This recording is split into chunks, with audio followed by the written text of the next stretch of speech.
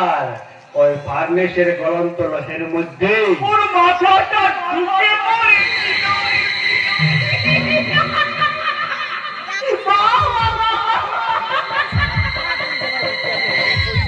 বেশ দর্শনীয় ব্যাপার তো। তো বলছি তার কেউ দেখেনি তো রে?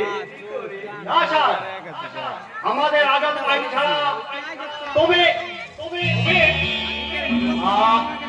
আমার তবে কিছু দেখ বইটা এখান নিয়ে আসার সময় ওই দারোয়ান কালু সর্দার আমার দেখেছে। কালু সর্দার তার ঠিকই তো বাড়িতে, সে ওই কারখানায় কি করছিল সেটাই তো আমিও বুঝে উঠতে পারছি না স্যার। আরে অনুসন্ধান করো অনুসন্ধান, কারণ কালু সর্দার যদি কোনোদিন